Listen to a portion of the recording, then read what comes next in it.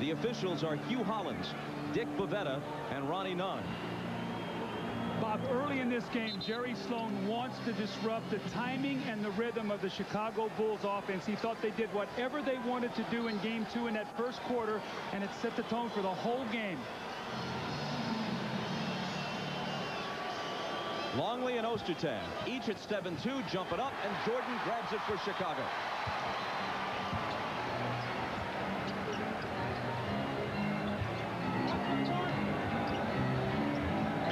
Harper guarded by Stockton.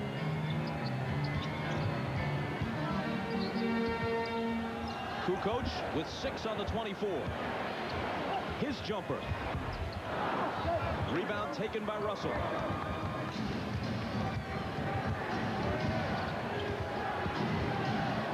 Malone wastes no time and hits the jump shot. Prior to that, through the first 2 games, he'd hit 3 more jumpers than a dead man.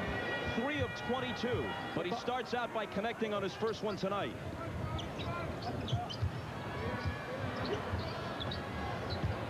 Jordan's first shot spills off, and Malone takes the rebound.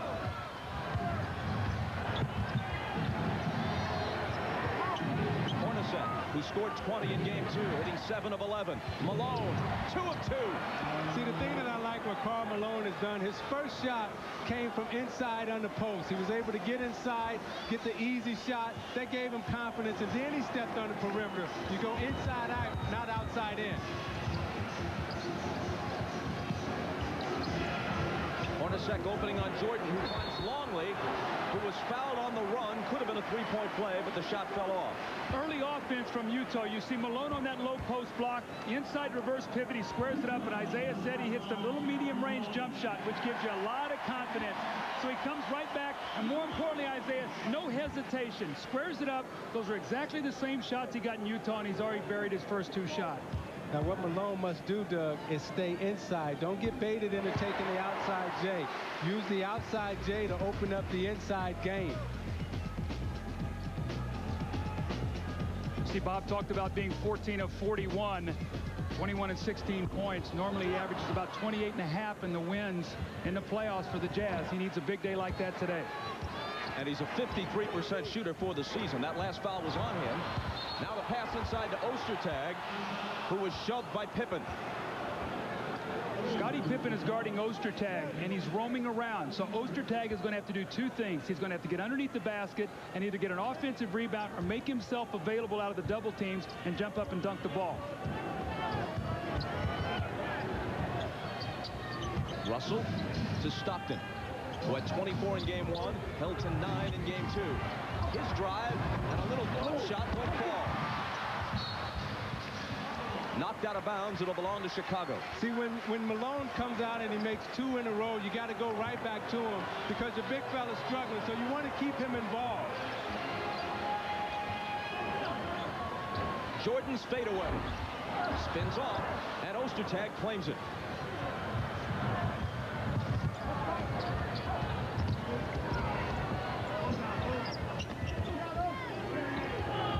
Ostertag, low post against Pippen, muscles in on him, misses, can't hit the tip, and Longley clears it. Pippen pull up 3. Back tap by Kukoc, and there's another offensive rebound as we go back to part of the storyline of the first 2 games in Salt Lake City. The Bulls all over the offensive glass. Malone bumps Jordan, no foul. He back rims the jumper, and here comes Utah. 3-on-2. Stockton to Malone, threw it behind him. Now John recovers. A rare errant pass from Stockton. Well, Stockton was upset because his big man had a dunk, and he would have been 3 for 3. He took away an easy basket. He's 3 for 3 anyway as he slices through the defense. Meanwhile, Jordan is 0 for 3. See, Malone's mindset right now is attack. You see, everything is going to the basket, not fading away, shooting jump shots.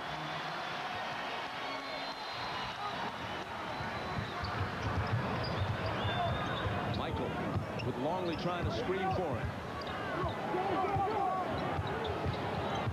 Spins around Hornacek and hits off the glass. He had to work awfully hard for that basket, though, Bob, and we're just barely starting this game. If they can make him work that hard, fatigue could be a factor. Hornacek comes off the screen and misses. Rebound Harper.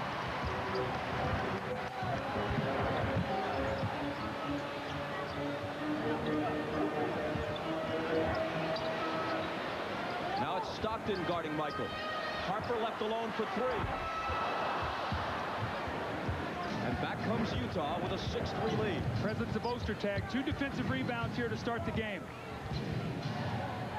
Malone bouncing it to nobody in particular, and Kukoc picks it up.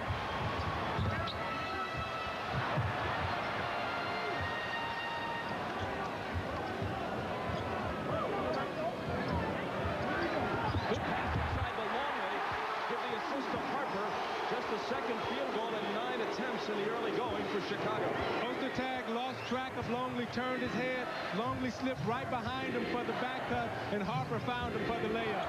Odcinek alone, but the pass is overthrown, and even at 7-2, he couldn't gather it in. Well, you can see what the Bulls are doing. They're leaving Scottie Pippen at half court and doubling Stockton to try to get the ball out of his hands. This also takes him out of the screen and roll in their half-court offense.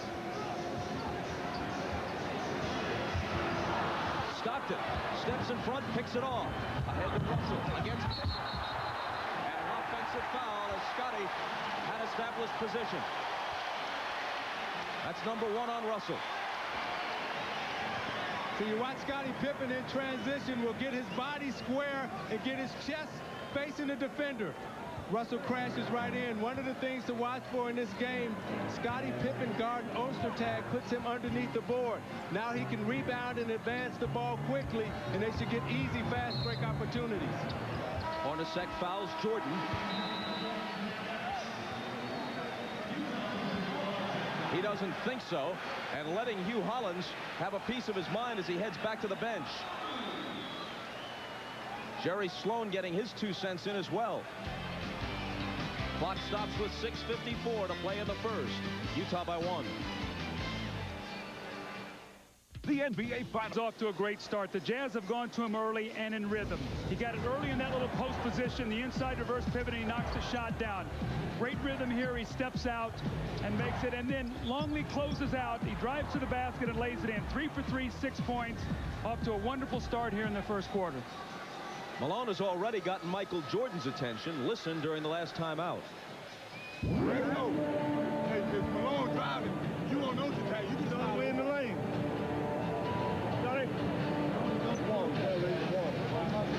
Jordan is telling Kukoc to slide in front of Karl Malone when he's driving down the lane. But Tony Kukoc is saying, hey, Malone's a big guy. I don't know if I want to sacrifice my body and get in front of him. Hey, this is the finals. You better sacrifice everything. Longley, top of the key. Michael spinning on 2 defenders and a whistle. An offensive foul on Jordan. Michael is trying to spin away from that double team, Bob. The double team is coming from the top. He's trying to spin baseline and get out of it. That time he hooked with the offhand on Hornacek and got the foul. It's his first.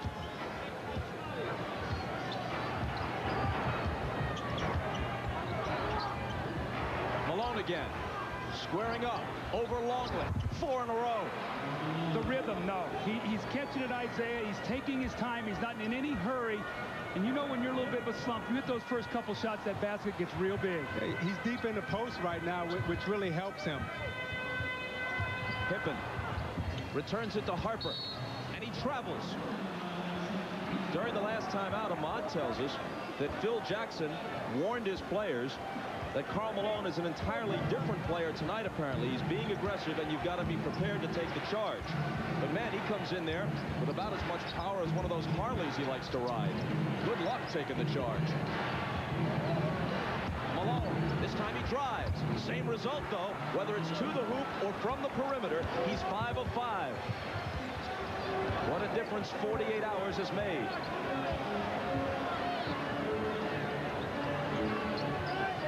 Kukoc for 3.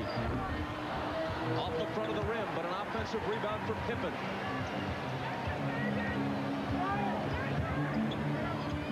Longley traveled with it. He had an open shot, thought better of it, and then walked. Malone started the game out here. Same inside reverse pivot. Longley's got to give him some distance because of his quickness.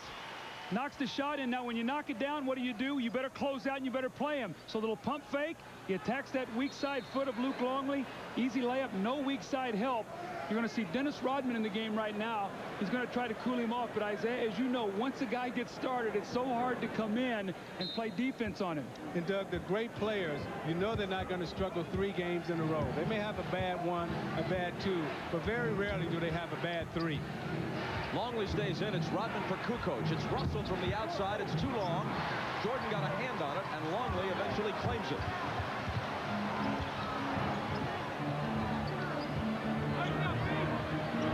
Turnaround by Pippen. Longley takes it.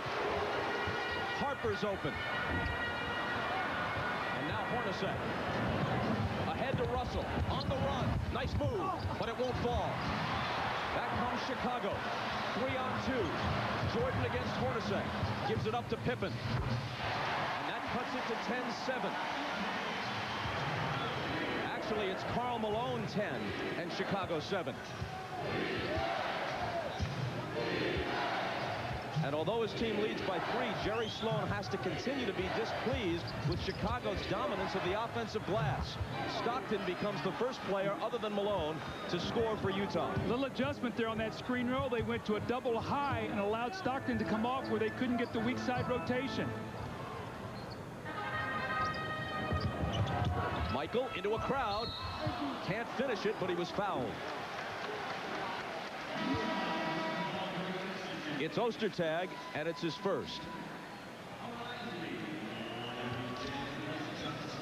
NBA.com is at the NBA Finals, providing complete coverage of the Jazz and Bulls. Log on now to join the live cybercast with NBA and WNBA stars, or enter the NBA.com arena for same-night video, audio, and photos, live post-game press conferences, and more. You can also send an email to your favorite player, or guide the controllable NBA.com to capture the camera angles you want to see live from the arena. Or perhaps all that is too much work for you and you'd just like to sit in the recliner and watch the game. Either way, the option is yours. Now, Utah's gotten off to a great defensive start. The Bulls are only 3 of 13. That's what Jerry Sloan was looking for, but a little bit better defensive rebounding. Rodman on Malone. Here's Hornacek's J. It's too long, and the rebound is taken by Rodman. Longley inside. Blew it. Back comes Utah. A gift, too, and he gave it up.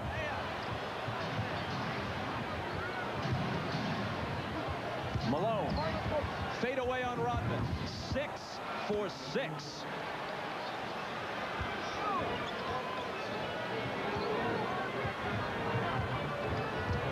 Talk about having an answer for the doubters. What a first quarter for Malone. And it's going back to Utah. Now you watch Malone in the post against Rodman. You see how he gets him deep, and he gets Rodman on his back. That's the key to post-up play. You got to get the defender on your back. Now you can turn around and take the easy fadeaway J. The ball back to Utah on the offensive foul against Pippen.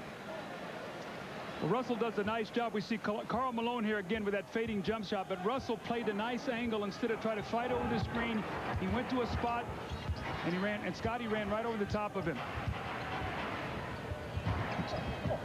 Malone hands it to Isley. The reverse won't drop. Jazz leading it by 5. Longley against Ostertag with the hook. See, I like that, though. He missed the layup. They came right back to him and gave him another opportunity to get his confidence back. See, I like the fact that Ostertag's in the game, that Jerry Sloan had enough confidence to play him. He's only been averaging 12 minutes in this series. Hornacek into the lane. Wild shot, no good off the glass. Ostertag trying to follow, knocked away from him. Isley takes it from Harper. Malone wants it. Drops it off for Ostertag. And finally, it's Longley who clears the boards with Ostertag protesting that he was fouled.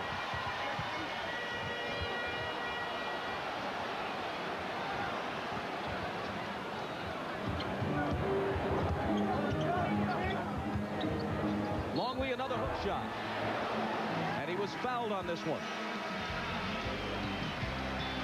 Ostertag picks up his second, and we step away. That he is me. Got to see that's how I dream to be. Boom, boom, boom, boom, boom. I dream my move.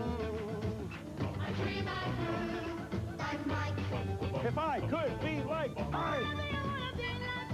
Like Mike.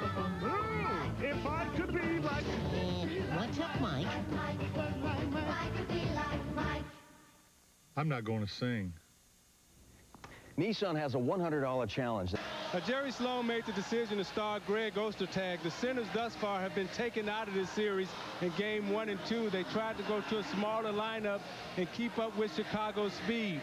But Greg Ostertag was very important to them in the conference finals, and he's coming up big here tonight with 5 early rebounds. You don't need him for scoring. You need Ostertag for rebounding and shot blocking. Now Foster must come in and supply the same. And we go to Jim Gray. All right, Bob, Greg Ostertag is having a problem with his right eye. At the end of the pregame warm-up, he was poked by one of his teammates. His contact came out. It scratched his pupil a little bit, and it's dilated, and according to the doctor, he's just having a little trouble with his vision. He will be able to return to the game. Right now, they've taken it out to watch the pupil for just a little bit.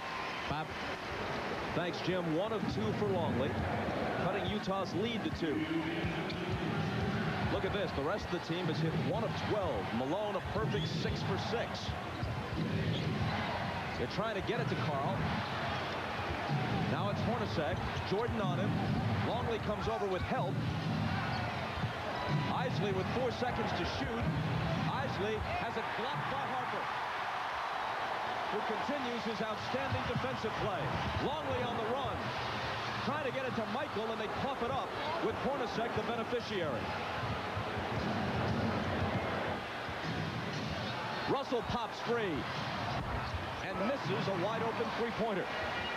Looks like Luke Longley's making a conscious effort to try to beat the Utah centers up and down the floor. Michael in traffic. Deals to Kukoc and now Longley. The bounce to Kukoc on the return, and he lays it in to tie the game. That's his first basket. Kukoc had 13 points in game 2, all of them in the first half. Not such a quick start for him tonight.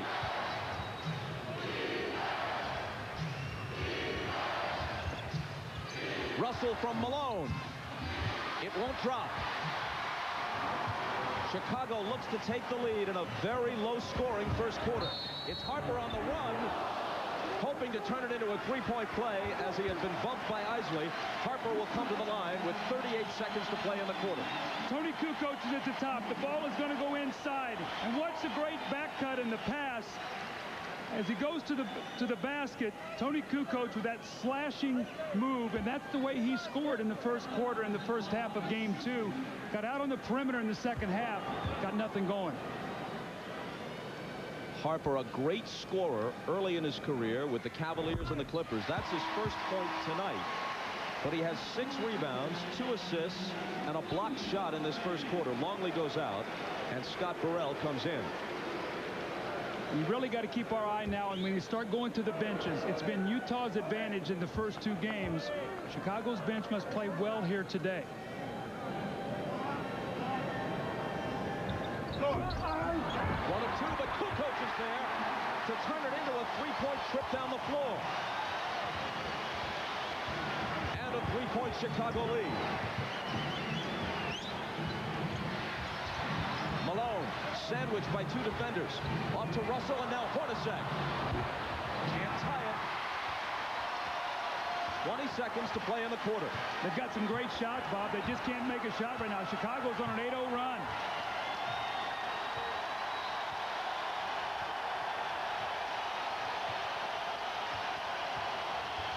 Kukoc misses. Rebound to Foster with 3 seconds. They've got to push it up. Isley to Malone on the run. And that's the only shot he missed in the entire quarter. Now, the great players don't struggle for long. You knew Karl Malone was going to have a monster game. That's what Michael Jordan was worried about at the beginning. Ahmad told us that. How much of a monster is this? 12 of his team's 14 points in the period. You're watching the NBA on NBC. Well, Karl Malone's woes in the first 2 games have been well documented. But the shots that he missed are good shots. The fading jump shot in the post, and you're going to see the little medium range jump shots that just wouldn't go for him. The foul line jumper. Once again, the little 16 or 17-foot jump shot, the shot that is going for him today. And then now what you've seen him squaring up and taking the ball to the basket.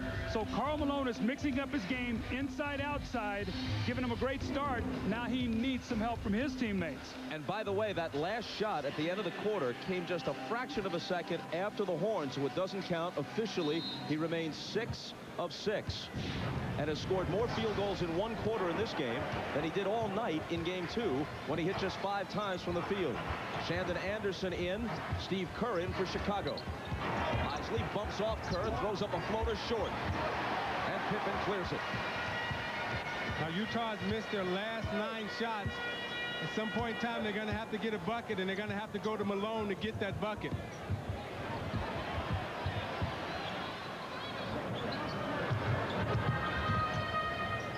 Rodman turns.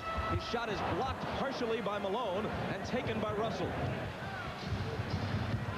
Jordan begins the second quarter on the bench for Chicago. Malone with Rodman on him.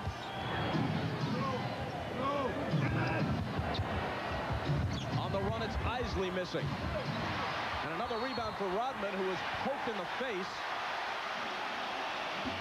And the foul is on Isley, his second. One of the things we saw in the first 2 games was when Shandon Anderson came into the game, they immediately went to him on the block for 2 or 3 quick post-ups. We have not seen that yet. They're trying to get Karl Malone off, but Rodman is doing a good job of staying attached to him and forcing him a step further out on the floor. Stockton back in for Isley. Chris Morris and Antoine Carr also make their first appearances. Stockton on Kerr. Around a Rodman screen with the bounce to Pippen. Scotty into the lane. He banks it home. That was a nice hesitation move by Scottie Pippen. He froze the defender, went down the lane, shot the runner off the glass.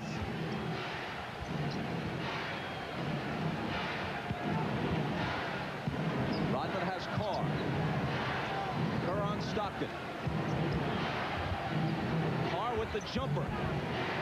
He backwards it, and Chicago returns with the ball, up by 5 all of a sudden. And Stockton fouls Kerr. Now you watch Scottie Pippen here on the penetration. Watch as he hesitates there, freezes defender, forces Stockton to go back to Kerr, and runs and shoots the one-hander off the glass. This is a dangerous time for Utah right here. They have no scores in the game. They've missed their last 11 shots. And look for Chicago to go to Pippen and Kukoc.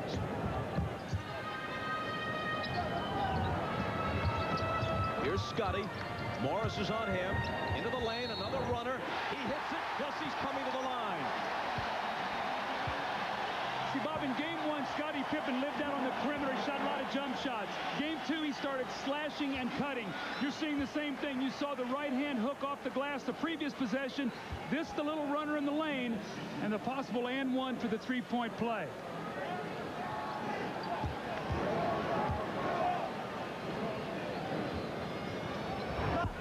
That's the first free throw Pippen has missed in this series. With the Jazz shooting 1 for 19, other than Malone 6 for 6. Stockton is back in earlier than he's normally into the game. Normally plays Isley longer. Realized he needs him back out on the floor. Shandon Anderson against Burrell. And he finally puts an end to a long Utah drought. Isaiah, that's the play that I was talking about that they went to in game 2. Went right to Shandon Anderson when Malone was out of the game. Contact away from the ball and a Utah foul.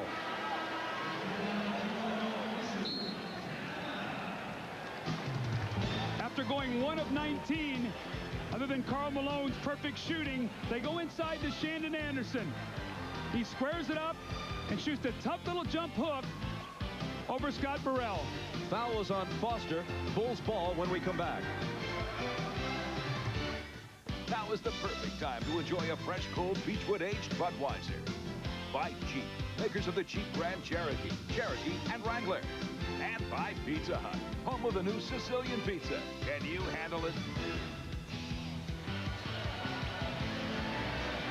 Our overhead shots are from the Goodyear Blimp Stars and Stripes, based in Pompano Beach, Florida. This year, Goodyear is celebrating its 100th anniversary and the 73rd consecutive year for its blimp fleet, which is kind of an oxymoron because no blimp is fleet. Here's Shandon Anderson on the post. You see two guys lifted to give spacing. He's going to come right to the post and post up Scott Burrell. And it's been a good matchup all series for the Utah Jazz, and they're going to need Shandon Anderson with everybody else on the floor struggling other than Karl Malone. You see the numbers on Shandon Anderson, the NBA Finals, shooting 58%, averaging 9 points. So he's doing a very, very good job out there, giving him some much-needed offense. As he did against the Lakers in the conference finals. Chicago ball as we resume. And here's Kerr's jumper. He really hasn't found his touch in the finals yet. Stockton pushing it back the other way.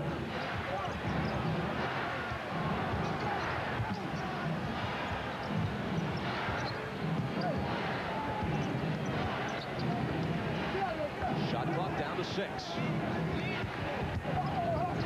Anderson's pass intercepted by Kukoc, who flips it to Pippen. Scotty on the move, dishes to a wide open Burrell. And Foster claims it for Utah.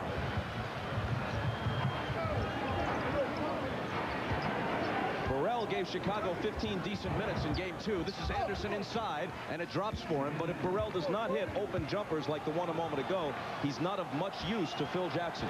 They went to Bushler in game 2. Today it's been Burrell because Bushler had problems with Anderson. You saw Kukoc on him on the last possession. Pippen behind Burrell's screen, and Scotty drills it. He's got 8.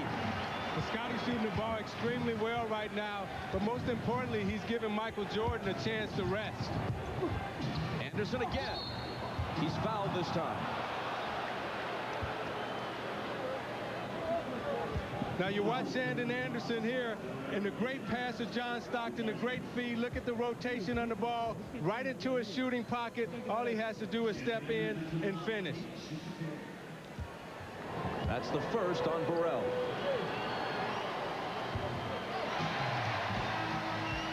Wednesday at 9 Eastern, 6 Pacific on NBC. It's game 4 from right here at the United Center. The Jazz and the Bulls. Game 5 will be Friday. And a week from tonight, game 6 back in Salt Lake City, unless someone wins 3 straight here. Under the 2-3-2 format, this is the 14th year of it. No home team has ever won the 3rd, 4th, and 5th games in succession. But 2 road teams have. Kukoc.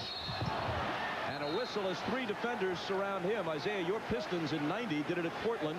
And Michael Jordan's Bulls in their first championship a year later did it to Magic Johnson's Lakers at the Forum. Bob, I think game 3 in the 2-3-2 series is the most pivotal game. It used to be game 5, but game 3 gives you the psychological advantage if you're able to win that game at home or on the road. Bob, they're going to rule this was a non-shooting foul that Greg Foster grabbed Kukoc before he could get the shot up. Now, Foster's being very aggressive. Now they're going to make it a 2-shot foul. I guess they've changed it, saying it wasn't a flagrant. Well, the Jazz are now over the limit. Okay. That's their 15th foul already. Less than 4 minutes into the period. Meanwhile, Chicago has only 1 team foul. The referees were talking and said it wasn't a 2-shot foul. They did not realize that it was in the penalty also. So now Chicago will shoot the rest of the way. Malone back in, Jordan back in. Foster out with 2 fouls. Rodman out, Longley back in. For those of you scoring at home.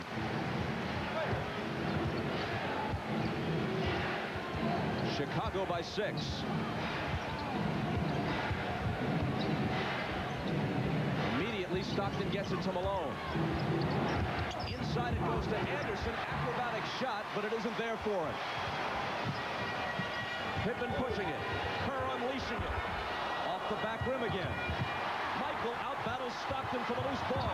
Tries to take it to the hole, and he's fouled. Chris Morris and Shandon Anderson were both there.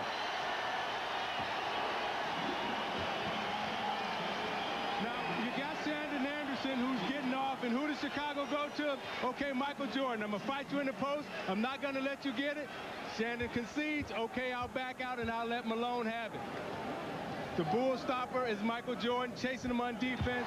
And then on the other end, out battles Stockton for the loose ball. And there he is on the free throw line. You look at his game time rest, but the actual time that he had was close to 9 minutes of rest for Michael Jordan. 6 points for Michael. And an 8-point Chicago lead. It's the biggest lead for either team. Malone fakes and drives and draws the foul. Well, he had the open jumper, but decided to take it into the lane instead.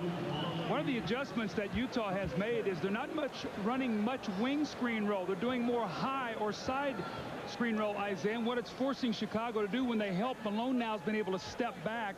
He's catching the ball. Now he's driving the ball to the basket. So the adjustment they have made is to run a little bit more high screen roll or screen roll in the center of the floor. The foul on Longley was his first.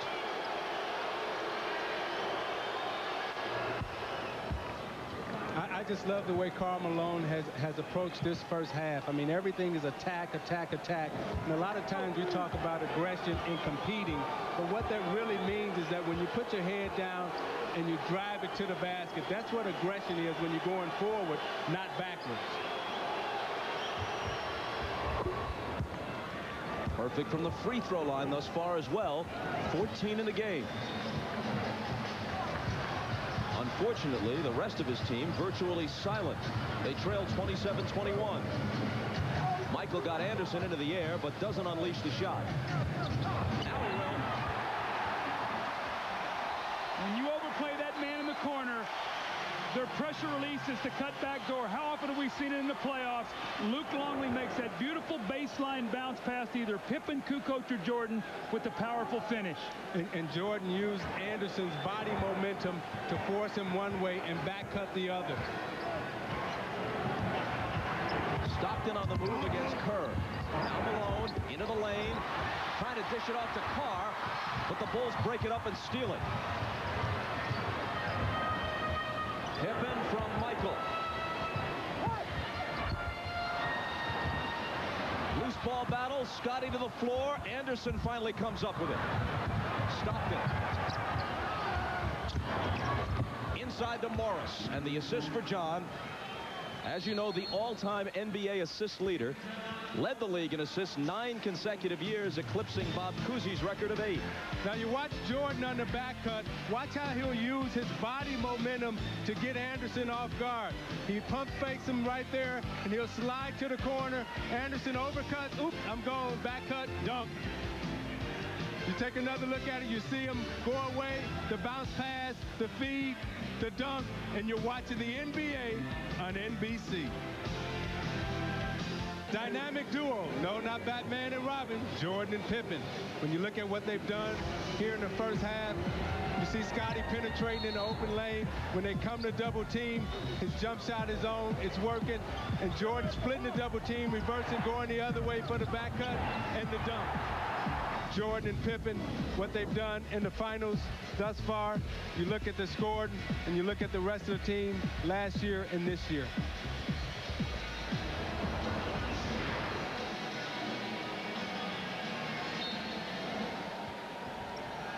Well, certainly their balance in this game is a whole lot better than Utah's, where Malone has been pretty much perfect and the rest of the team's been out to lunch. Kerr for 3, and he still can't find his touch. That was a set play out of a timeout. Michael Jordan came over the top of a screen, stopped and screened Stockton, knowing he was going to bump him on the cut, and Kerr just stepped back. Now Steve is going out of the game. That was a set play to try to push this lead up to 9 points. Kerr's shot won Game 6, the clincher against the Jazz here a year ago. He really has been off with his shooting through the first 2 games plus in this year's final.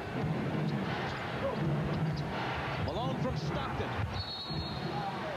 Offensive foul, takes it away, wave it off. That's number 2 on Karl. I can't believe they're waving this shot off. I thought Malone had released this ball. It's a real tough call here. It's a beautiful screen roll. You see the pass. Wow, that's a tough call. I think Scottie Pippen flopped on that one. Jordan at the other end gets the 2 for Chicago. What a bad turn of events for Utah, struggling as it is. Malone's basket negated. Jordan immediately comes back and sticks one, giving him 10, and his team an 8-point lead again. Now a Chicago foul. It's on Longley, his second. Luke played only 17 minutes in game 2 because of foul trouble throughout, and eventually did foul out.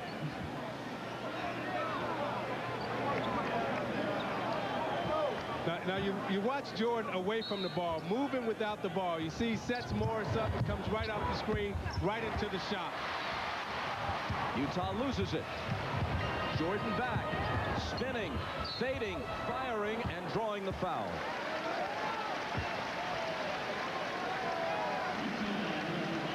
Shandon Anderson's first. This is going to be very discouraging right now for Utah because they're doing a pretty good job defensively. The Bulls only have 31 points, Isaiah, but they've only found a way to score 23 points. Everything they've done has been in the half court, and the Bulls have just smothered them.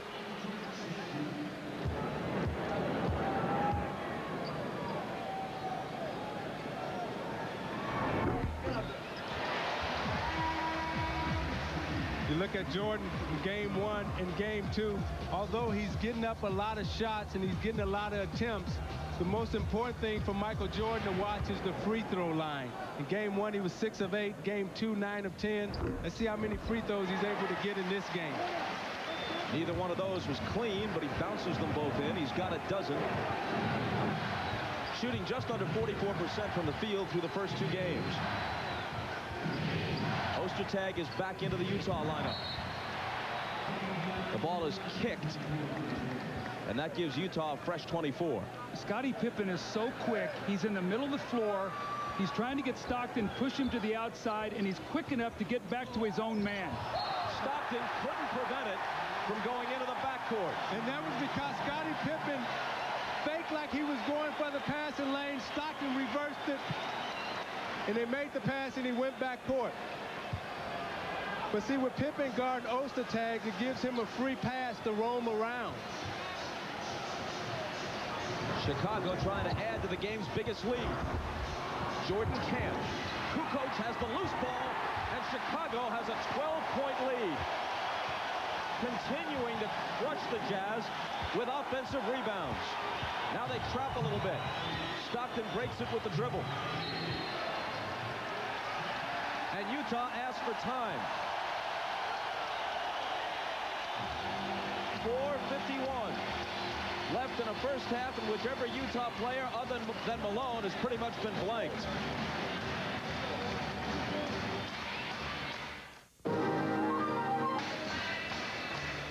That's Bobby Sloan, wife of the former Bulls coach and of course present Jazz coach Jerry Sloan. She has a compelling personal story.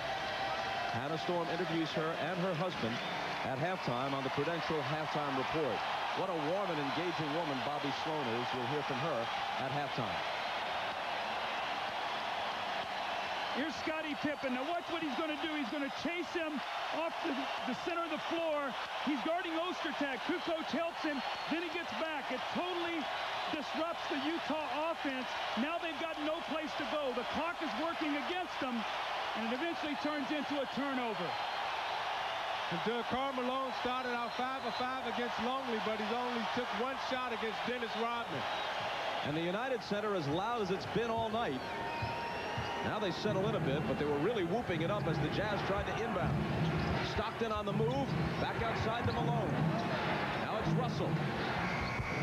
Just before the shot clock, he hits a 2-pointer. His foot was just on the arc. That's his first basket. And only the second field goal by a Jazz starter other than Karl Malone. Stockton had the other one.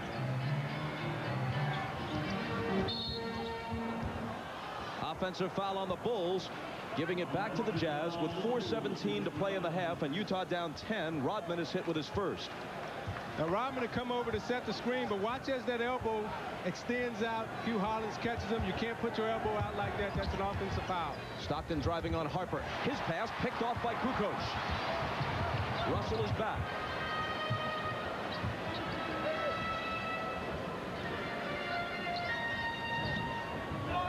Michael against Hornacek. Ostertag with the help. The bounce in the lane. Harper at first couldn't hold on to it. Now recovers and misses the shot. It's out of bounds. Off Chicago, says Ronnie Nunn. Chicago is doing a great job defensively. They will not let Stockton get to the middle of the floor. Isaiah, they're driving him to the baseline and smothering him with bigger players, giving him no passing lanes. And they're staying on his right hand because Stockton is a right-handed passer and a right-handed shooter, and they're forcing him to do everything with his left hand.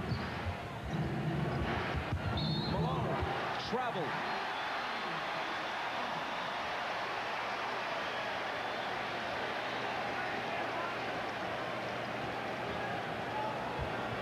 Through the years, Chicago fans have had their complaints with Hugh Hollins, including in this year's playoffs in the Indiana series. Rightly or wrongly, fans see things with their hearts sometimes rather than their eyes.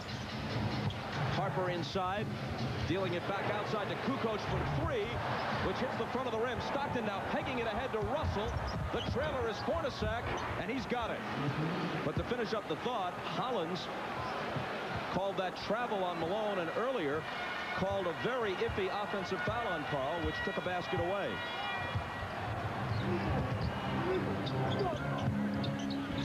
Pippen. Give the assist to Harper. Now Pippen signaled for that, and he got his feet set because he knew he was going to have to get it up quick because he knew Ostertag was behind him. A block on Pippen. Called by Dick Bavetta, and Scotty now has three. Now you watch Pippen underneath, signaling for the basketball. Jordan to draw and kick it to Harper. They penetrate out. Now watch as he gets it. He's already set. He can go up quickly because he knows Ostertag is behind him in the shot blocker. And he gets hit right here, trying to take the charge, but they call the block.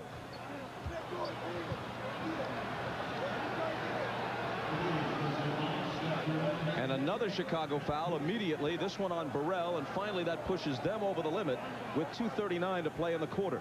Now Pippen has been so key to the Bulls defense. We have 2:39 to go. The Bulls are up 10. Can they find a way maybe to attack this Chicago defense now with Scotty sitting down and try to close this lead maybe to 5 or 6 as they go into halftime? Look at the difference in the free throws. That was only the 5th taken by Utah. Chicago to this point has taken 3 times as many. And Michael Jordan has only taken 7 shots tonight, so that might be part of the plan. Get everybody going so he has great energy to finish this game, and it's working right now. The Bulls are up 8.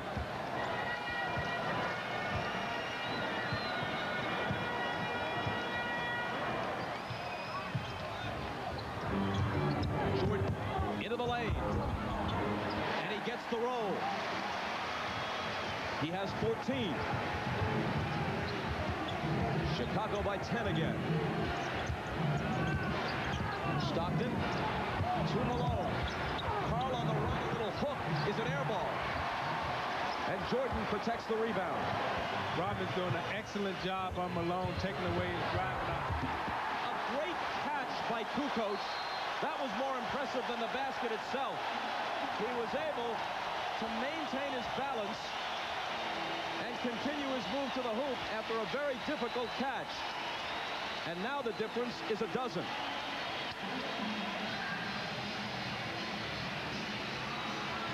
The Game 2 win in Utah has really rejuvenated this Chicago Bulls team. Michael Jordan with Pippen down on the bench right now attacks and makes a very, very difficult shot over the outstretched arm of Greg Ostertag.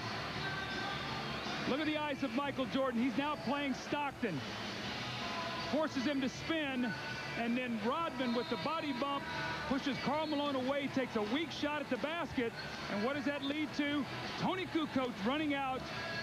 The great pass from Harper. As Bob said, a wonderful catch. Now remember, Tony's a left-handed player, so his right hand is out of bounds, but his left hand is open for that little flipper. Meanwhile, get this. Malone is 6 of 7 from the floor. That air ball off the hook, his first miss officially tonight. But he doesn't have a field goal since 3.5 minutes remain in the first quarter. And I think you have to give Dennis Rodman the credit right now for shutting down Malone. Agreed. Stockton on the move. His pass through the lane is intercepted by Jordan. Stockton's turned the ball over several times in this first half.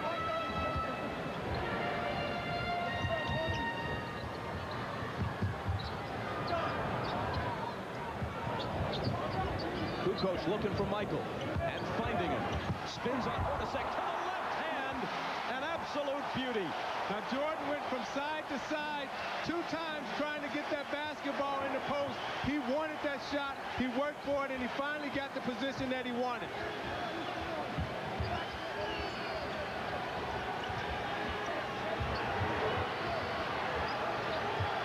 As the shot clock winds down, Stockton trying to find somebody.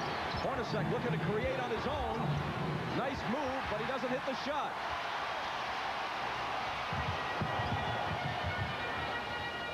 Harper bumps off Stockton and lays it in. Stockton looking up at the official, Pavetta, saying, hey, come on.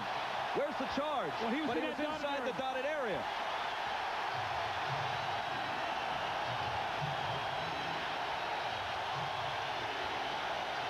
Last 40 seconds. Crowd roaring. Chicago by 16.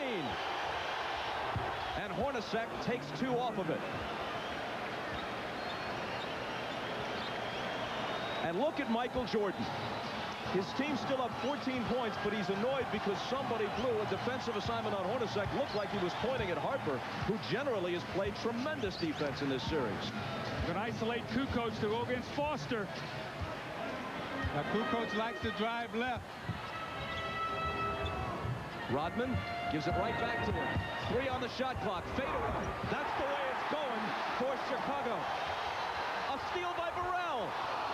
Can't add 2, but Harper puts it away. And finally, mercifully for Utah, the half comes to a close. But wait a minute, Burrell took a tumble. And let's see if they call a foul before the half ends.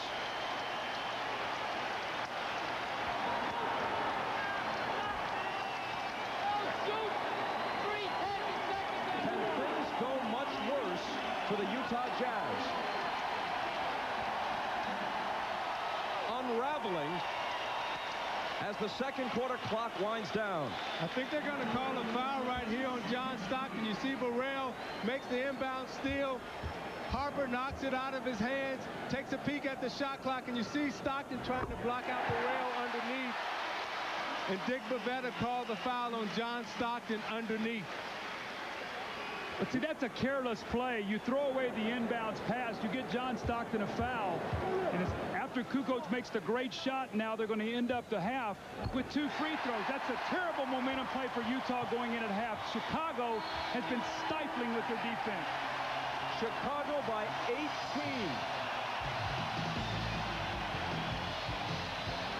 Utah turned it over 12 times in the half. Malone and Stockton 4 times each. Coming up at halftime, Hannah Storm's interview with Bobby Sloan. That's on the Prudential Halftime Report after these messages. You're watching the NBA on NBC.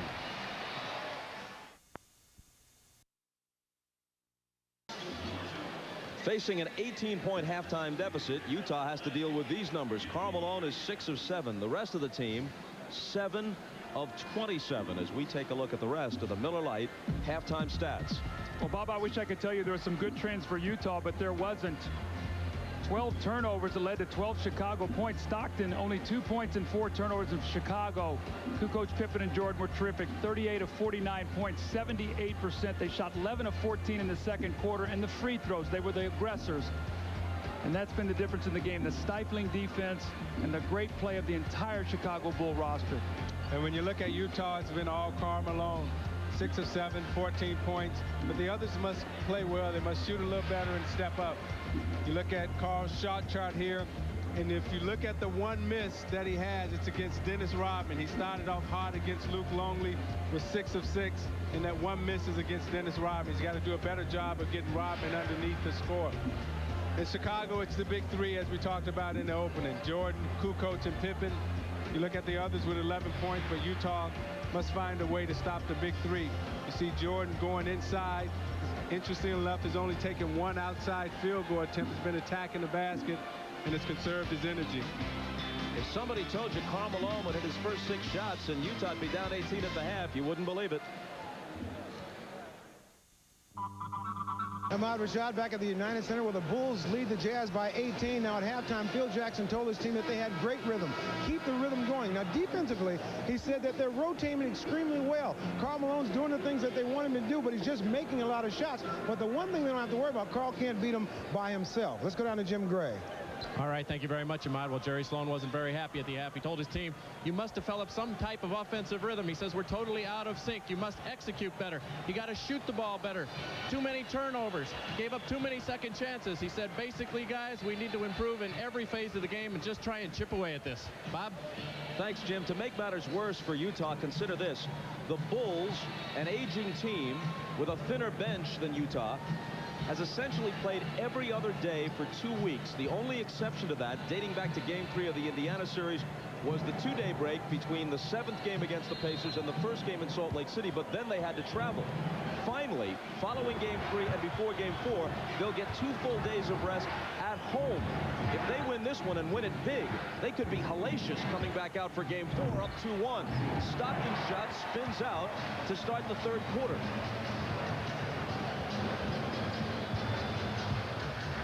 The Bulls look to take their advantage to 20. Kukoc does just that.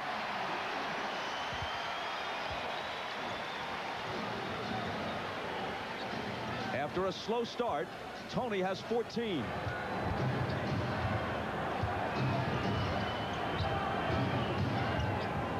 Hornacek looking for Malone. Out of bounds to the Bulls. Chicago's taking them out of everything they want to do. They only ran 7 pick and rolls in the first half for 8 points. That was their bread and butter in Game 1. They can't get the ball in the post now. Chicago totally has them rattled on the offensive end. Their 13th turnover. Kukoc against Malone, and an offensive foul as Tony tried to push off.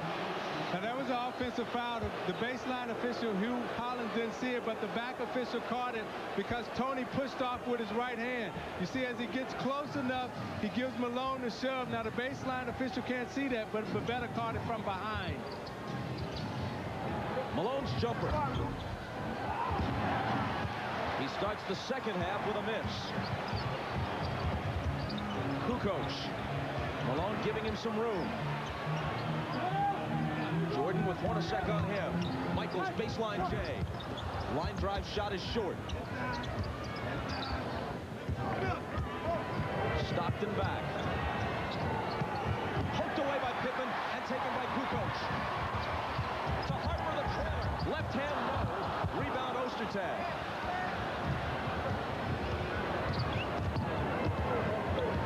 Utah has 14 turnovers, 5 of them by the usually sure-handed Stockton.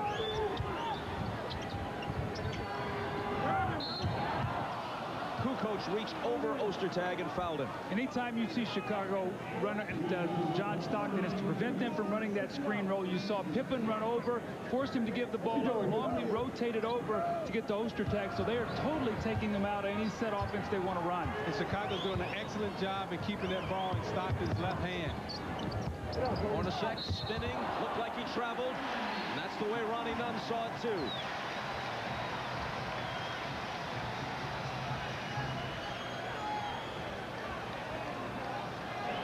More than 2 minutes played in the third quarter. Utah still hasn't scored.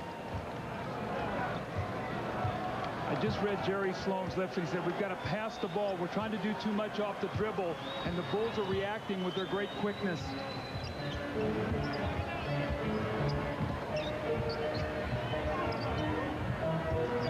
Longley fires from 20 and hits in a 22-point Chicago lead.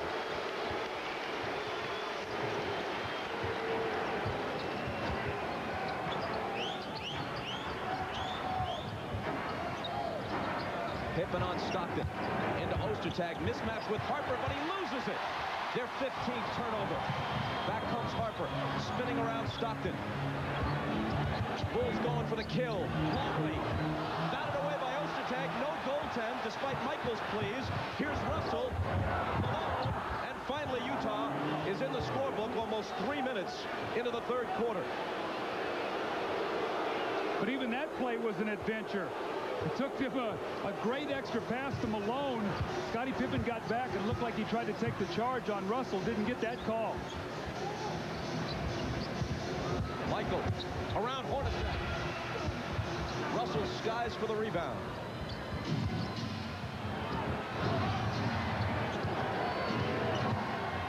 Hornacek, baseline, reverse, got it. And there was a nice seal by Karl Malone against Luke Longley underneath. He laid in the lane, sealed Longley, and Hornacek was able to drive baseline for the reverse layup. Jordan to the hole. Wrapped up by Odcinek, and somehow, some way, he scores. See, he faked Hornacek right, took him left to the baseline. Hornacek taking away that right hand of Jordan, gives him the fake. Now he gives him the sweep underneath. Odcinek doesn't give him a good, hard enough foul. See, you got to grab that right hand. Don't let him get the shot off. Here's a man 7'2" and 280 trying to wrap you up, and somehow you have the strength and the body control to get off a reasonable shot. Not a lucky shot, a shot that had a chance to go and did. Three-point play for Michael. 21-point Chicago lead. Odcinek. Longley stuffs him. Now he tries a jumper, and that's way short. Flat-footed rebound to Luke. Ahead to Pippen. Harper alone. Chicago by 23. This is just target practice right now for the Chicago Bulls.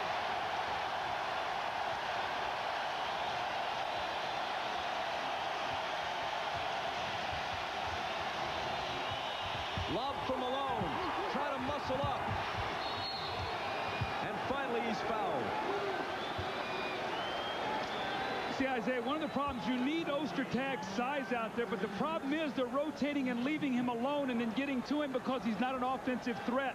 So in essence, what they're doing is Scottie is roaming, and they're forcing them to go to Ostertag, and he just can't finish. And they're leaving Ostertag open underneath, and you saw very vividly right there that he didn't have the type of lift to get it to the basket quick enough. Malone has 17, but 12 of them came in the game's first few minutes. In both 96 and 97, as Foster comes in and Ostertag goes out.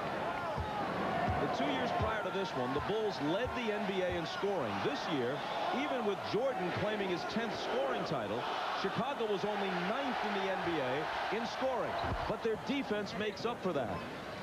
It's what assistant coach Tex Winter calls unleashing the Dobermans. They can just suffocate you. And to one of the best offensive teams in the league, that's what they're doing tonight in Game 3. Jordan's pass picked off by Russell. Kukoc trying to cut him off. He takes it all the way to the rim, and Tony fouls him. See, the Bulls have the kind of players defensively, Isaiah. They can switch everything because they're all equal size other than Luke Longley out there. So when you screen down and come off a screen, a guy jumps out in the passing lane and takes you completely out of what you want to do. Russell hits the first. NBC Tuesday begins with Mad About You. Then after News Radio, stay tuned for Frasier, followed by Just Shoot Me and Dateline. That's must-see TV Tuesday on NBC.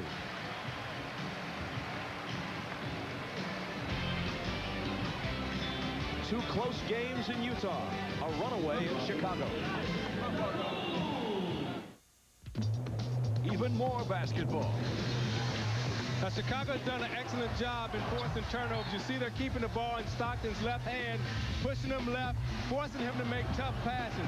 And their size and their speed, they're so active inside. You see Odcinek has a mismatch here in Harper, but Kukoc Longley is able to get back and tap it out of his hands. Chicago has the three things in the athletes that you can't teach: the size, speed, and skill. And in recognition of this look inside the game, Miller Brewing Company will donate $1,000 to the Thurgood Marshall Scholarship Fund. It's the Bulls delivering a supreme court performance tonight, up by 20.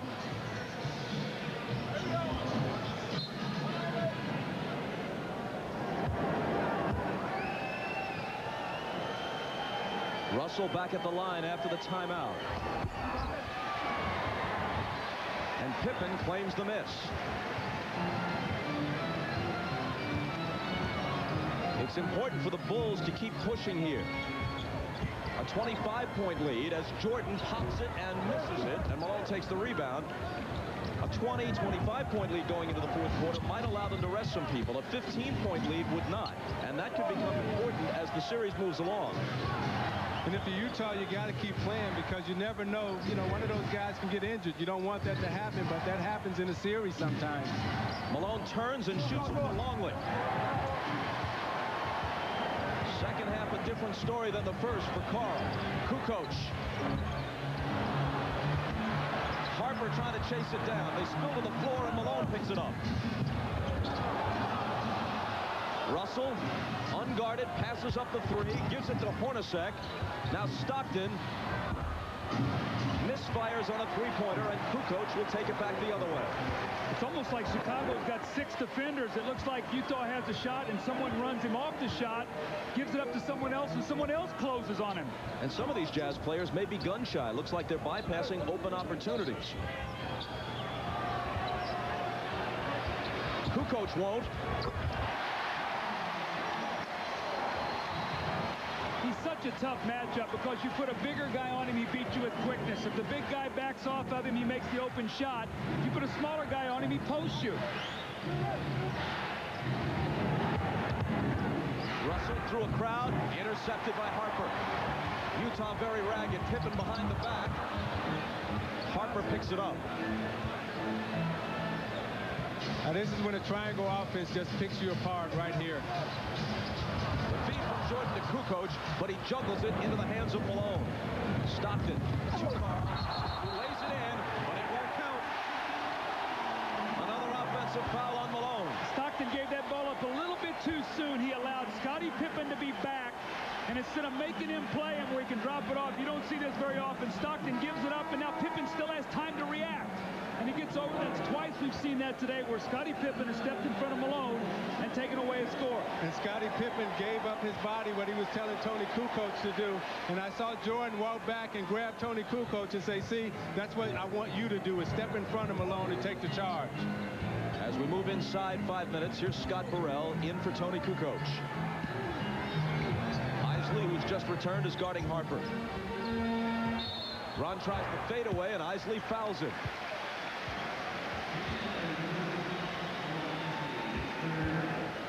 Isaiah, watch this. Russell looks like he has a shot. He passed to Hornacek. Look at Pippen. Completely closes. Here comes Kukoc. He takes him off. Here comes Jordan over, gives up the shot. But he forced him to make 3 extra passes to get that shot off. That's what Chicago has done all day. They've been aggressive. They've been quick. They've been the attackers all afternoon. See, their guards just have too much size and too much speed. You're looking at Ron Harper here on the free throw line, fouled by Howard Isley. Utah's problem is that their guards can't grow. You can't like grow 6 inches in a game. They're giving up 6 inches, and every player that they're guarding.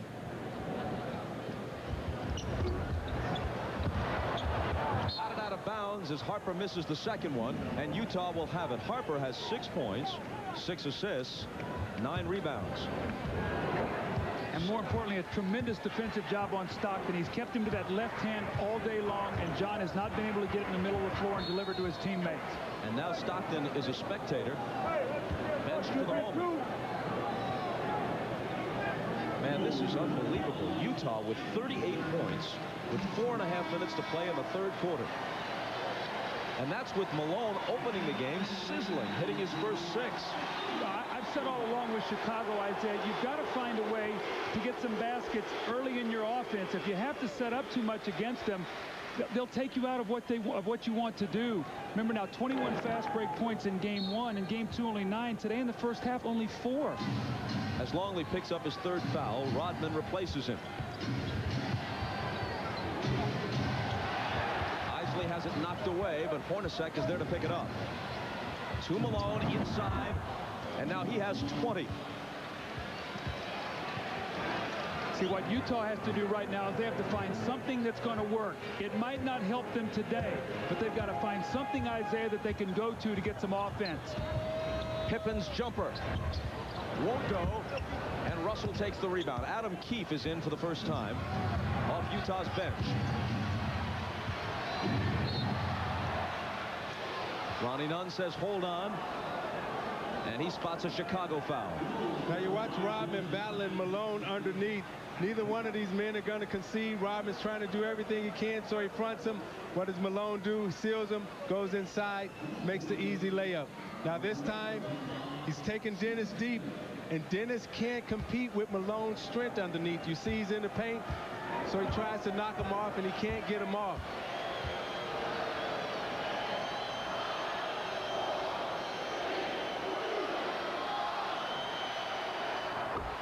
Malone is 5 of 5 from the line, and he has 21 points.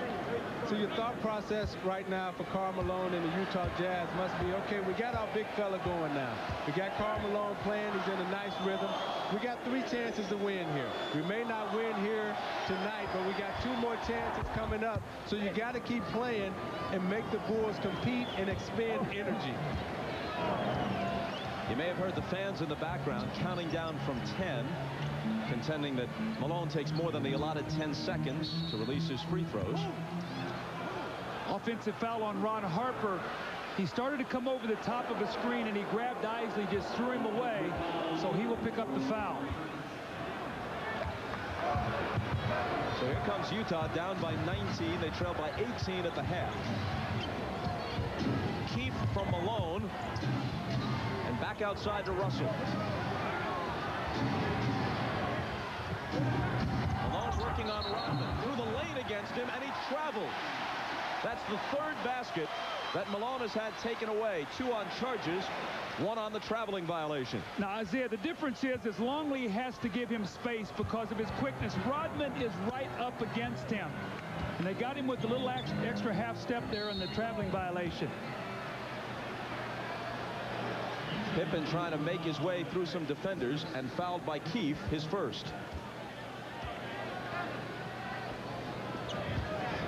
Utah's 3rd team foul. The Bulls are already over the limit. 3:20 to play in the quarter. Jordan into the lane, knocking it away is Russell, but he got a piece of Michael.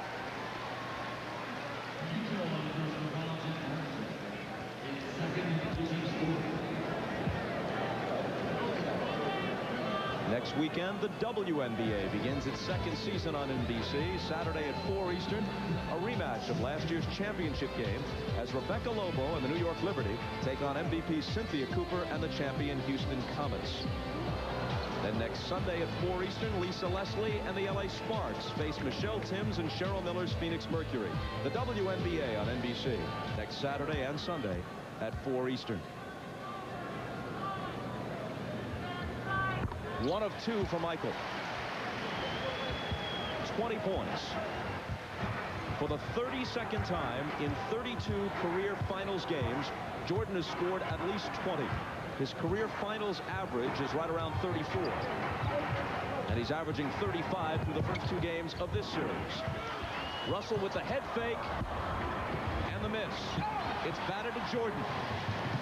And Utah just can't cut in to this 20-point deficit.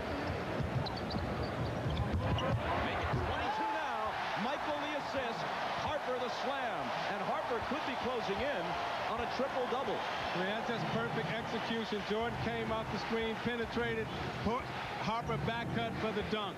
They're just picking them apart right now. Russell blocked by Burrell. Into the arms of Harper. No look, flip back to Scott. 24-point Chicago advantage as they run a clinic on the Utah Jazz. Whoever Scottie Pippen is playing, they're putting him on a guy that's not looking to score. And he is just the roamer. Now he's playing Adam Keefe. And he's trying to disrupt everything they do. If you watch him, he's not even playing Keefe. Malone against Rodman. Harper there with help. Another offensive foul as Malone throws the elbow. And Rodman nods in both agreement and delight. See, Rodman has totally frustrated Karl Malone. Now you look at Jordan here, he's penetrating the lane, and you look at Harper sneaks behind Isley. There's no help for the dunk. And when you watch Chicago on the fast break, You watch the block by Burrell. I'm gone. Harper over the head. No look pass. Two-handed slam dunk. And then back again on defense. Dennis Rodman is in Karl Malone's head right now. Boom. I'm going to give you the elbow. Dennis say, I'll take it, but I'll take the whistle. But that is there for the offensive foul. And you're watching the NBA on NBC. Another view from the Goodyear Blimp Stars and Stripes. This year, Goodyear is doubling its blimp fleet, adding 2 blimps in Europe and 1 in South America. Isaiah, you talked about in the opening that Utah's going to have to do something with Chicago's big 3 scores. They're going to try to slow one of them down. Well, that has not worked today.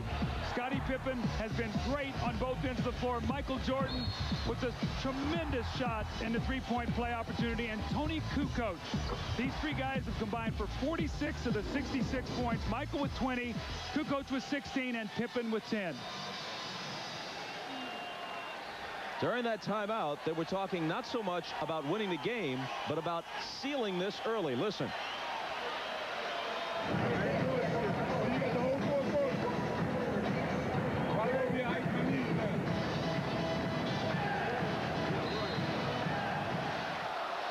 Talking about icing their knees for the whole 4th quarter if they can put the Jazz away here. Yeah, he wants them to get off this minute 55 and then rest. Jordan takes it upon himself and builds the lead to 26. And the look on his face after he turned around and shot that J was another one saying, I'm feeling it. I'm in the zone. Well, he sure doesn't look tired to me. See, I don't think fatigue was a factor for the Bulls coming into this because at the start of the playoffs, they had the same amount of rest as Utah did. Isley misses the 3-pointer. Yeah, but Utah had 9-10 days of rest between the conference final and the start of the final. Yeah, whereas the Bulls had to play a very tough series against Indiana, stretched to the limit, and had only 2 days before the final started.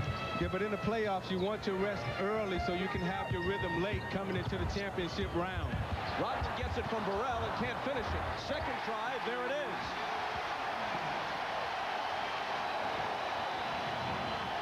I tell you, I know Jerry Sloan well. I watched him play when he was in high school. And all he's going to tell his team is just keep competing. Keep competing. Carr misses. Keefe had it knocked away by Jordan. And it will belong to Utah. Well, it's still only 1 game. You got 2 more left here in Chicago. It don't matter how many you lose by 1 or 50. You still lost. So you still got to come back and play, you know, game 4 and game 5. The problem is you got to sit in Chicago now for 3 days and read and hear about this. And you can't do anything about it until Wednesday. And you know, Isaiah, how hard that is. Anderson from Isley hits the 3. You ever have that happen in a final series? Both of you played in the NBA Finals where even though you thought you were one of the 2 best teams in the league, maybe the best, you got blown out like this and had to stew over it for a while? Yeah, we got blown out in Boston in a game 1 there in the Garden. And, you know, you're reading about it, you're sitting around in your hotel room, the room service people are teasing you and everything else, but you bounce back the next game. That was in the conference finals, right? Yes. Michael to the hoop and fouled.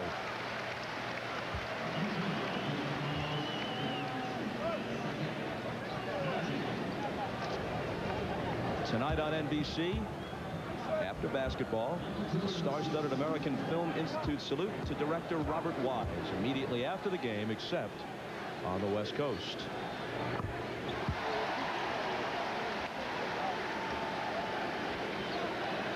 Zeke, I know that you often cue up a tape of The Sound of Music yourself, don't you? See, that ain't even right.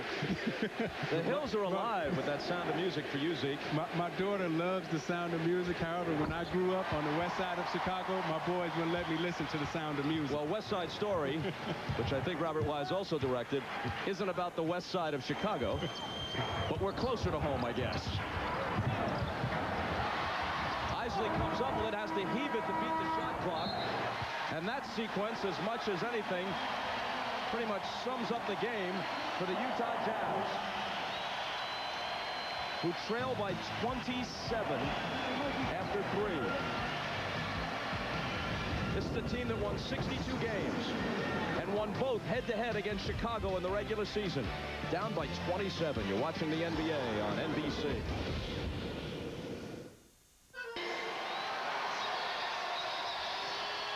Chicago clicking in all phases of its game, but you've got to start with defense. going back to the fourth quarter of their Game 2 win at the Delta Center,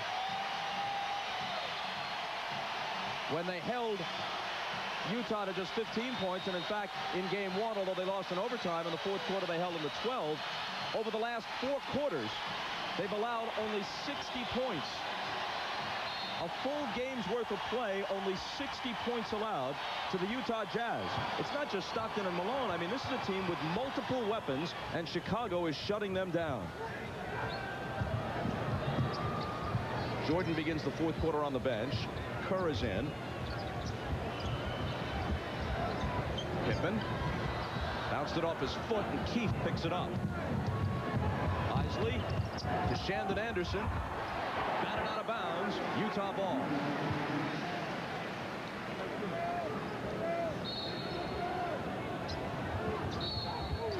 Whistle on the inbound. Offensive foul on the Jazz. Antoine Carr set the moving screen, but it really wasn't his fault because Howard Isley went too quickly, Isaiah. He never gave him a chance to screen. Yeah, and coming off for a screen, you must wait for the screen to get set. Lambeer used to scream at me constantly because I would get him offensive foul because I was so anxious to move to get to the basketball. Kukoc on the move. Hold on. He stepped out of bounds, trying to drive the baseline. He stepped on the end line.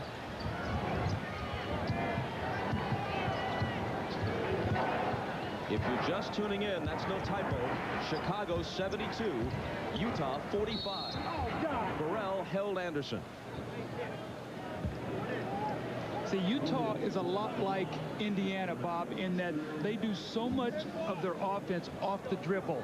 And Chicago really could lock into a team like that. Remember with Mark Jackson, you've seen it with the Stockton and Isley. Chicago does a lot of stuff with the pass and on the move, and it's much tougher to defend those kind of teams.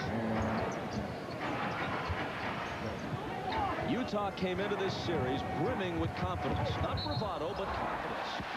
Anderson with the offensive foul.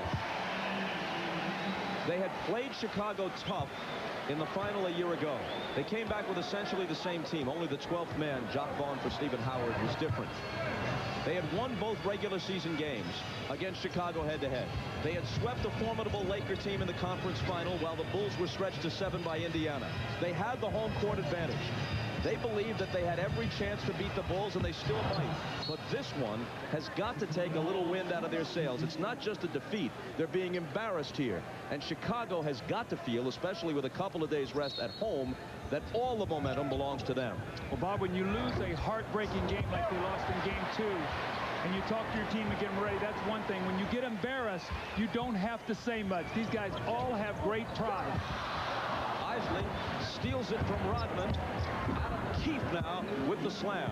See what happens in the series as it progresses. These two teams know each other so well. You know all their sets, you know all their plays, you know all their tendencies. So the game really breaks down to individual skills and individual talent. And Chicago have more playmakers that can make plays than Utah does at this point in time. Here's Burrell. He gets the roll. Scott Burrell with half a dozen. As Doug noted earlier, Isaiah, if you're going to lose, especially like this, and especially when you're on the road and just sitting around a hotel room, that's when you'd like to play almost right away, not wait till Wednesday night. It doesn't matter. You know, at some point in time, you're going to lose games. You just got to have enough composure, discipline, and concentration to stay true to your character. Pippen, Burrell, how about that? Rodman threw the long touchdown pass.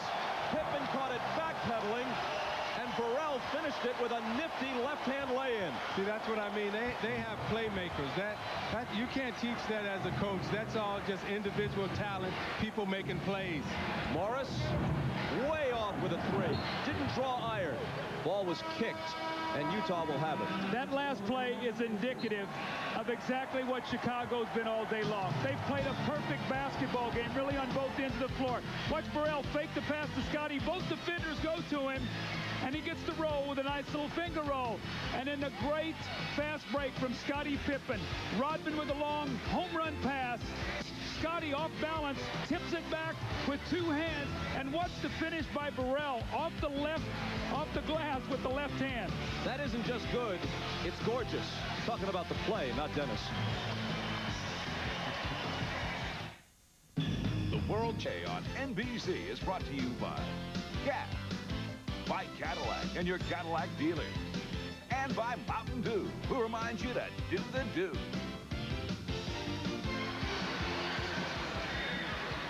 Our thanks to Captain Larry Chambers from Lighthouse Point, Florida, and the entire crew of the Goodyear Blimp Stars and Stripes for tonight's overhead shots. If you want to learn more about the Blimps, try their internet site at www.goodyear.com. Dennis Rodman, the big man, as we used to call him in Detroit defensively. He's doing a great job on Karl Malone. Karl Malone got off, started hot, but Rodman has come in to shut him down. And look at the long over-the-head touch pass from Rodman to Pippen to Burrell. Beautiful. Dennis Rodman has been one of the keys to Chicago's defense all season long, and in this series he's done an excellent job in shutting down Malone. Malone and Stockton both on the bench right now with this game out of hand. Morris spinning and hitting off the glass.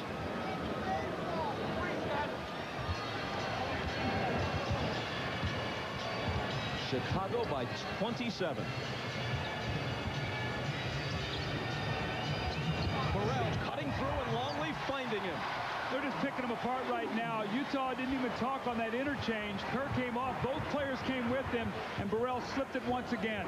The thing that I admire about these two teams, Chicago and Utah, is that they're true to their offense. They're true to their character. There's no such thing as garbage time for them. But there's such a thing as a terrible game, and Utah's having it. Here's Bushler in for the first time. Pippen, Longley, stampeding through, and Carr knocks it away. You know, a lot of teams, Doug, at this point in time in the game, you see players try to do things that they're not capable of doing. Maybe that was one of them.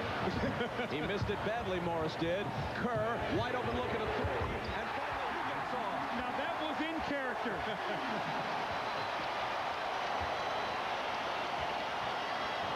That's the shot he should take. The shot he's paid to take and usually makes.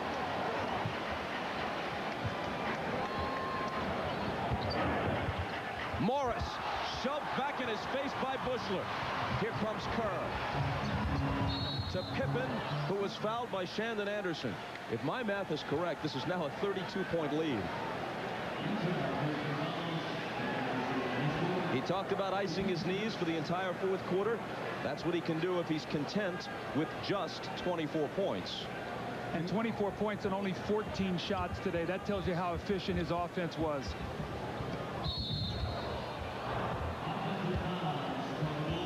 And Longley picks up his fourth, though it scarcely matters now. You know, this may be a good time to give Scottie Pippen some rest and get Randy Brown into the game. I don't know what happened to him, but he's been buried on that Chicago bench since this series started. Well, it's interesting with Scottie being in there, because the last thing you want him to do is tweak an ankle or bang a knee or something, which would hurt him for Wednesday. But I think they're playing so efficiently right now that Scottie's the leader of that, and Phil still has him out there. This is Foster with the ball. Now Jacques Vaughn, the rookie from Kansas, in for the first time in the entire series. Anderson. Keefe sends it back outside to Morris. Rainbow is almost banked in for three. Kerr. Bushler. Kerr for three again. Good again. He had that shot the first time. He said, I got to get my buddy Judd Bushler from Arizona a shot. He gave it back to him. Got a little piece of tape on the floor. Back-to-back threes now for Kerr.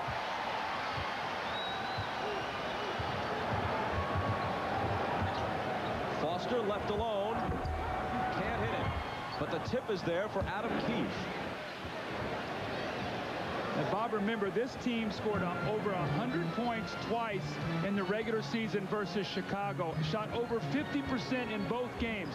They're sitting on 51 points right now. With 6 minutes to play in the game.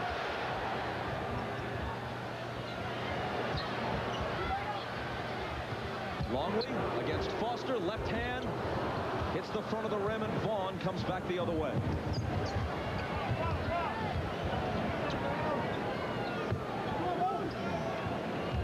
Off Keefe's hands.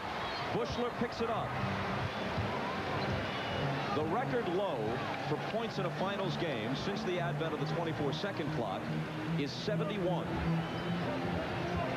The old Syracuse Nats in 1955 and Houston against the Celtics in 81.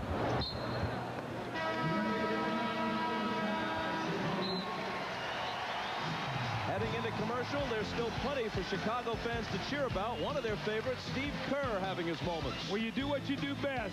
You shoot the three. Steve Kerr spaces the floor. Scottie Pippen finds him. And now Bushler couldn't get his shot off. Steve, you're open. You're hot. Let it go. Back-to-back threes for Steve Kerr.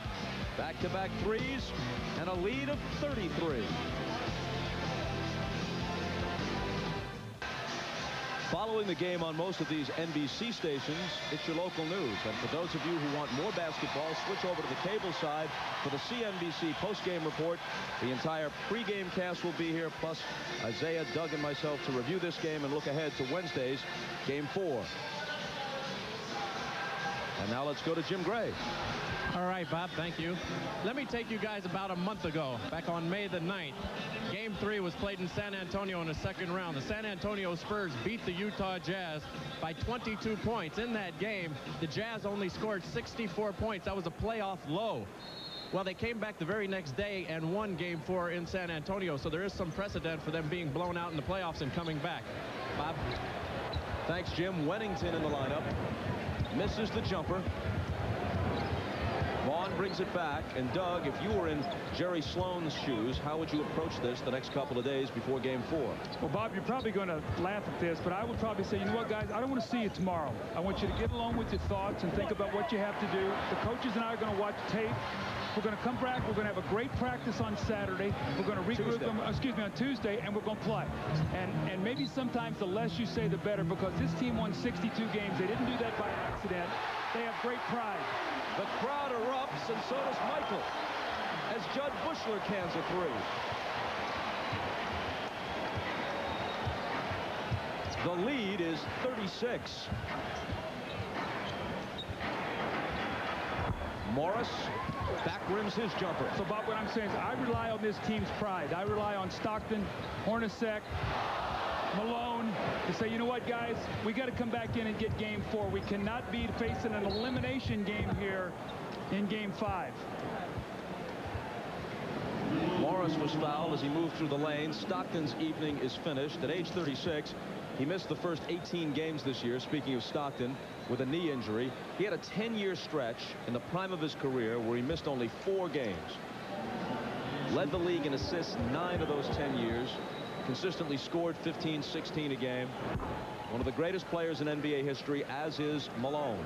But neither has experienced an NBA championship. Well, I guarantee you that guy Stockton and Malone, as soon as this game is over, they probably want to get back in the gym and start practicing. Because when you're in the finals and you're playing in championship level play like they are, you don't want any days off. You can rest in the summer. I don't think it's about rest, Isaiah. I think it's about mentally getting yourself to do what you have to do, because practice tomorrow is not going to do that. Bushler almost had his second in a row, but it's spun out. There's going to have to be things they're going to have to do X and O-wise, though, because Chicago has completely taken them out of their screen roll. They've kept them pushed to the sideline. They've got Stockton down on the baseline. They've rotated, and they've allowed Pippen to totally disrupt everything by playing a guy who doesn't score. But I tell you the message that sends to Chicago. I remember we were playing Atlanta Hawks in the playoffs, and they took a day off. That immediately told us that, hey, these guys aren't serious. They don't want to be here. They're out golfing or playing or doing whatever they want to do. We came back, and that gave us enough incentive to destroy them. Jordan, Harper, Pippen, Kukoc, all enjoying it from a ringside seat. Of course, if this were a boxing match, they would have stopped it already on cuts.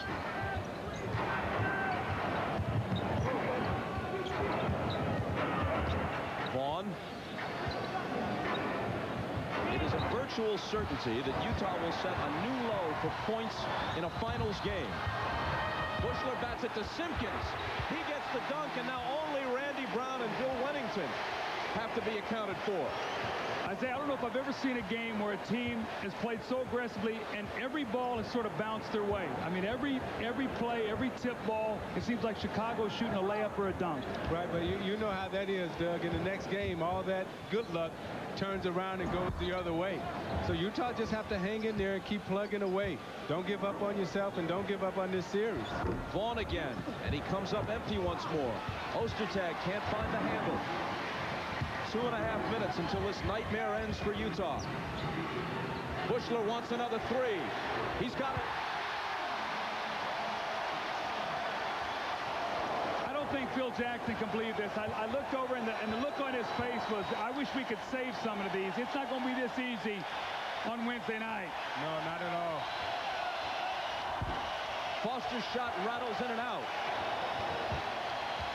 Chicago by 40 as we move inside 2 minutes. Randy Brown. And Foster takes it. You know, during this regular season, we did a game at Market Square Arena. Vaughn into the lane, dumping it off for Anderson. And he can't convert it, in which the Pacers, playing without Rick Smits and Reggie Miller, scored 55 points. That's the record low for any game, regular season or playoffs, since the advent of the 24-second clock. Right now, there's a minute and a half to play, and Utah has just 52.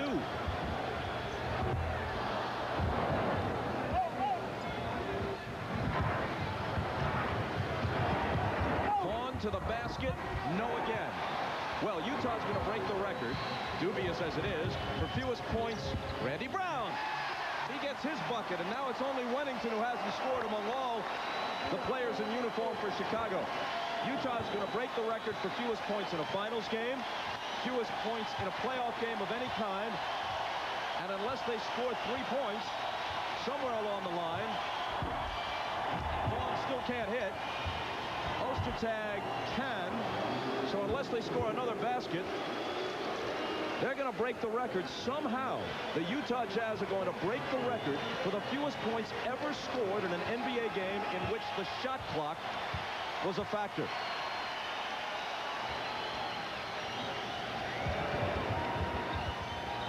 Someone got a piece of Brown's shot. Simpkins was fouled.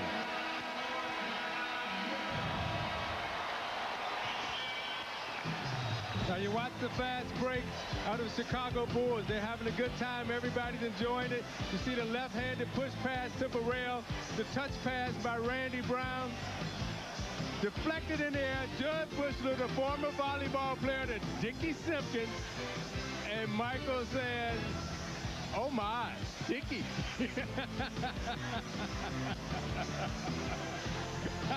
And you're watching the NBA on NBC. Go get it, Zeke.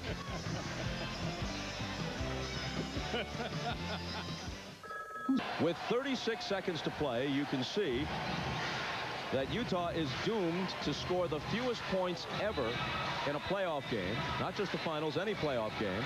And unless they hit a basket in the next half minute or so, they will somehow in a finals game score fewer points than any team has ever scored in any NBA game. All the tens of thousands of NBA games since the advent of the shot clock. The record low is 55.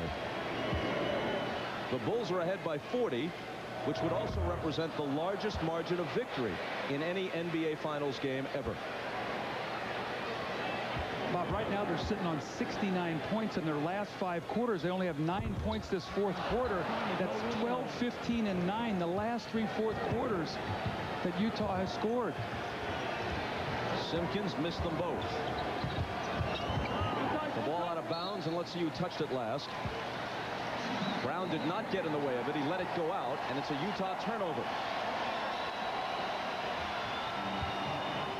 One shot differential, so they're going to have to shoot it. But I guarantee you, Phil Jackson really doesn't care whether he doesn't want him to score here. If he could, he'd like for just to hold it and let this game get over with. Wennington, the only Bull who hasn't scored, so let him do it. Well, the evening is complete. Every I has been dotted, every T has been crossed. Vaughn at the buzzer. A total humiliation for the Utah Jazz. Beaten by 42 and held to the lowest scoring output in the history of the NBA. Chicago leads the series 2-1, but somehow it seems like more than that. Ahmad Rashad, surprisingly, has secured Michael Jordan for an interview. Go, Ahmad. Yeah, thanks, Bob. Michael, one thing that you guaranteed before this whole series started was that you were going to have fun. Right. And tonight it looked like you did have a lot of fun. Yeah, I think everybody had a good time. I think we came out, we played hard. You know, the game kind of got lopsided, which is kind of unexpected. We didn't really expect to win this easily, but we put a lot of good effort out there on the basketball court, and you know, the result was that we could relax a little bit in the fourth quarter, and you can see a lot of guys really enjoying themselves. How is it that you turned up the defensive end so strong tonight? We got a good feel in terms of what they're running, you know, and our defense, once we have a good feel, and we can aggressively start to attack them a little bit. And so early on in the first quarter, we were probably just observing some of their adjustments, and then once we got a feel for their adjustments, then we begin to become aggressive. All right, congratulations to you. All right, let's go back to Bob. Thanks, Ahmad. And Jim Gray is going to talk with Karl Malone when we come back to the United Center after these messages.